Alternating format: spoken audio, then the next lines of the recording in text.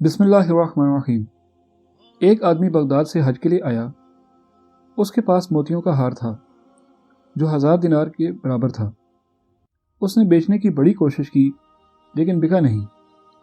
Baghdad میں ایک عطار جو بڑا نیک مشہور تھا اس کے پاس امانت کی صورت میں رکھوایا، پھر حج کیا اور لوٹ آیا۔ واپسی پہ اس کے لیے تحفہ بھی لایا، لیکن عطار نے کہا، کون ہے تو اور کیوں آیا؟ حاجی نے کہا، میں وہی ہار والا ہوں جس نے تیرے پاس وہ امانت رکھوائی تھی۔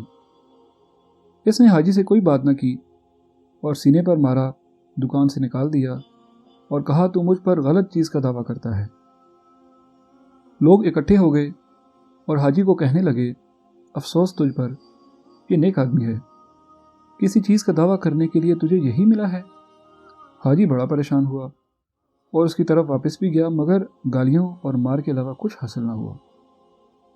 اس کو کسی نے کہا کہ اگر تو عزت دولہ کے پاس چلا جائے تو وہ ان چیزوں میں بڑی ذہانت رکھتا ہے، لہٰذا اس نے اپنا قصہ لکھا اور اس کو سرکنڈے کی نلی پر رکھ کر عزت دولہ کے پاس پہنچا دیا۔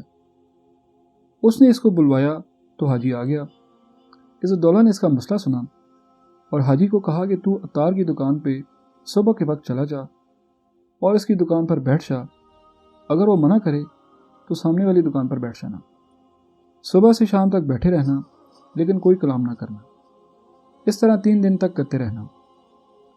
چوتھے دن میں تیرے پاس سے گزروں گا اور سلام کروں گا، وہاں کھڑا ہو جاؤں گا، لیکن تو نے نہیں کھڑا ہونا اور نہ ہی سلام کے جواب سے زیادہ کوئی بات کرنی ہے۔ جس بات کا سوال کروں صرف اسی بات کے جواب پر اکتفا کرنا ہے۔ جب میں واپس ہو جاؤں تو پھر اس سے ہار کا ذکر کرنا اور مجھے بتانا عطار کیا کہتا ہے، اگر ہار تمہیں دے تو وہ بھی ساتھ لے آنا۔ تو حاجی عطار کی دکان پر آیا تاکہ وہاں بیٹھ جائے، تو عطار نے اس کو منع کر دیا۔ پھر سامنے والی دکان پر 3 دن تک بیٹھتا رہا۔ جب چوتھا دن ہوا تو عزت دولہ بڑے عظیم لشکر کے ساتھ گزرا۔ جب حاجی کو دیکھا تو ٹھہر گیا، سلام کیا۔ حاجی نے بغیر حرکت کیے وعلیکم السلام کہہ دیا۔ عزت دولہ نے کہا کہ آپ ہمارے پاس کیوں نہیں آتے اور نہ ہی اپنی ضروریات ہم کو بتاتے ہیں؟ حاجی نے کہا، دیکھا جائے گا، اور اچھی طرح بات نہ کی، اور عزت دولہ اس سے سوال کرتا رہا اور شرمندہ ہوتا رہا۔ وہ بھی کھڑا تھا اور پورا لشکر بھی کھڑا تھا اور عطار پر خوف کی وجہ سے بے ہوشی طاری ہو رہی تھی۔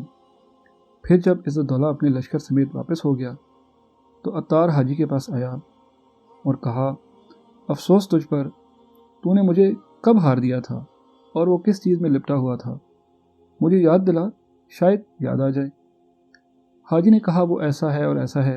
عطار کھڑا ہوا اور تلاش کیا، پھر اپنے پاس ایک مٹکے کو توڑا اور ہار نکال کر رکھ دیا اور کہا، میں بھول گیا تھا، اگر پوری طرح نہ بتاتا تو مجھے یاد نہیں آتا۔ حاجی نے ہار لیا اور کہا کہ مجھے کیا فائدہ کہ میں عزت دولہ کو حقیقت کی خبر دوں۔ پھر اپنے آپ کو مخاطب ہوتے ہوئے کہا، ہو سکتا ہے وہ اس کو خرید لے۔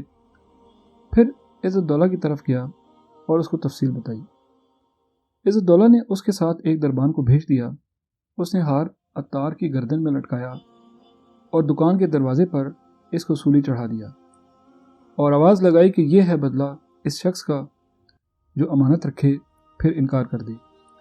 جب ایک دن گزر گیا تو دربان نے ہار لیا اور حاجی کو دے دیا اور کہا کہ اب چلے جاؤ۔